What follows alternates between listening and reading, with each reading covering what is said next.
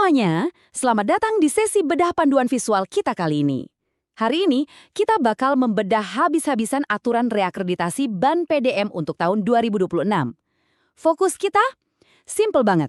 Kita mau memastikan Bapak dan Ibu punya pemahaman yang super jelas supaya bisa dengan percaya diri menaikkan status akreditasi sekolah atau satuan pendidikannya. Yuk langsung aja kita mulai. Nah, untuk sesi penjelasan ini, materinya udah kita susun jadi 6 bagian yang praktis. Kita mulai dari konteks dan regulasi, kriteria sasaran, distribusi peran dan alur, lalu masuk ke anatomi evaluasi diri, skenario keputusan, dan terakhir garis waktu kritis 2026.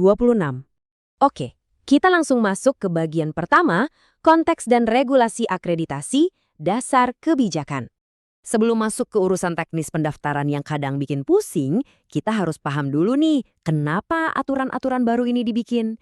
Berdasarkan Permendikbudristek nomor 38 tahun 2023 yang bisa dilihat di layar, kelihatan jelas kalau sekarang perpanjangan akreditasi itu mekanismenya udah otomatis. Tapi ada satu pengecualian yang krusial banget, ada yang namanya jalur proaktif.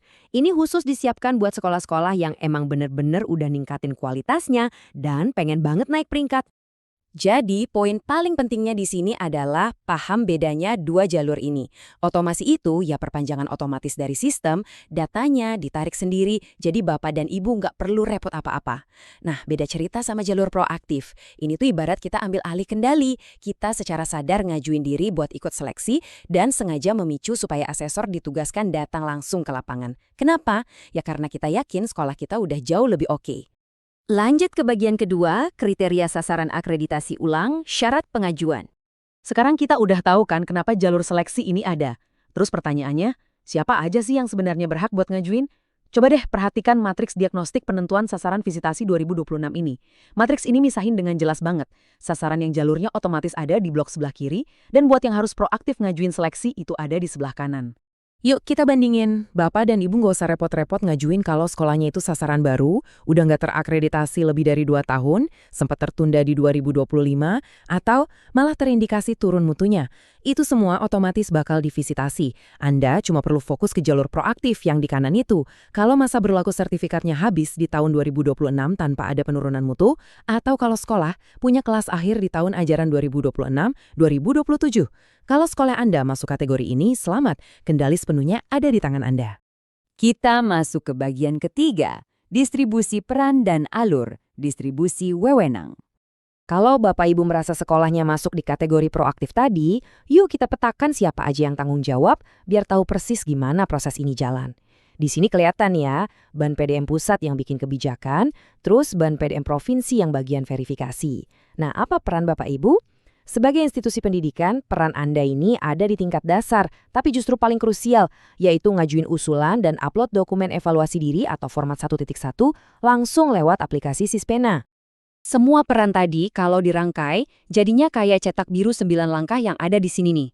Grafik ini benar-benar ngelacak seluruh perjalanan birokrasinya, mulai dari penetapan kebijakan di pusat, turun disosialisasikan sama provinsi, masuk ke langkah kelima pas Bapak Ibu upload dokumen, sampai akhirnya naik lagi jadi SK penetapan di langkah ke-9. Dengernya agak kepanjangan ya, nggak usah pusing dulu. Biar gampang dan bisa langsung dieksekusi di lapangan, ini dia 3 langkah awal yang cuma perlu Bapak Ibu lakuin sekarang juga. Pertama, pastiin akses ke Sispena aman. Kedua, upload surat permohonan yang udah ditandatangani kepala sekolah. Dan yang ketiga, upload evaluasi diri bareng sama bukti-bukti pendukungnya. Gampang kan? Oke, kita sampai di bagian keempat, anatomi evaluasi diri, menyusun format 1.1. Di langkah ketiga tadi kan kita nyebut-nyebut evaluasi diri, alias format 1.1. Yuk kita bedah apa aja sih isi dokumen itu? Karena format 1.1 ini vital banget, tolong perhatiin syarat teknisnya yang super ketat ini. Ini bukan tempat buat nulis esai bebas ya. Cerita soal peningkatan mutu sekolah dibatasi maksimal 1 halaman A4 aja per komponen. Spasinya harus 1, ukuran fontnya 12, dan yang paling penting, wajib menyertakan bukti foto atau dokumen pendukung yang relevan. Jadi kejelasan dan isi yang padat itu kuncinya di sini. Ada 3 pilar utama yang mesti dijabarin di evaluasi tersebut. Komponen pertama itu kinerja pendidik, terus kinerja kepala sekolah, dan yang ketiga lingkungan belajar. Ketiga hal inilah yang bakal dinilai buat ngebuktiin kalau mutu sekolah Bapak dan Ibu emang beneran naik. Pastiin narasi satu halaman di tiap komponen tadi benar-benar tajam dan fokus. Buat kinerja pendidik, ceritain perbaikan nyata di proses belajarnya. Buat kepala sekolah, soroti gimana kemajuan kepemimpinannya, pengelolaan anggarannya, sampai cara membina gurunya. Nah, buat lingkungan belajar, Bapak Ibu harus bisa membuktikan kalau sekolahnya sekarang tuh jauh lebih aman, makin inklusif, dan bebas dari perundungan alias bullying dibanding waktu visitasi terakhir kali. Lanjut ke bagian kelima, skenario, keputusan, dan legalitas. Hasil penetapan. Saya paham sih, habis capek-capek nyiapin dokumen sebanyak itu, ngajuin diri rasanya kayak ada beban tersendiri. Aduh, gimana nih kalau ditolak? Nah, tenang aja. Yang bikin matriks skenario keputusan ini menarik banget adalah nyatanya nggak ada resiko sama sekali kalau Bapak Ibu ngajuin secara proaktif. Coba perhatiin alur keputusannya khusus buat sertifikat yang masa berlakunya habis di 2026 ini. Biar saya ulang ya, soalnya ini penting banget. Pengajuan ini resikonya nol besar. Serius, taruhlah Bapak Ibu ngajuin, ternyata pengajuannya ditolak karena kinerjanya dinilai masih gitu-gitu aja alias stagnan. Tenang, sertifikat sekolah Anda tetap akan diperpanjang secara otomatis buat 5 tahun ke depan dengan peringkat yang sama. Jadi nggak ada tuh ceritanya turun kasta cuma gara-gara nyoba naik kelas. Nah, misal Bapak dan Ibu sukses menembus seleksi, legalitas akhirnya itu bakal berwujud 2 dokumen penting ini. Ada format 1.2 yang isinya rekomendasi dari pleno tingkat provinsi, dan format 133 ini SK resminya langsung dari pusat yang menetapkan kalau sekolah Anda berhak untuk divisitasi ulang. Akhirnya kita sampai di bagian ke-6, garis waktu kritis 2026, tenggat waktu.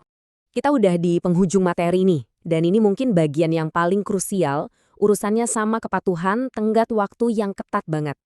Minta tolong ya, langsung lingkarin tanggal-tanggal ini di kalender Anda sekarang juga. Kenapa?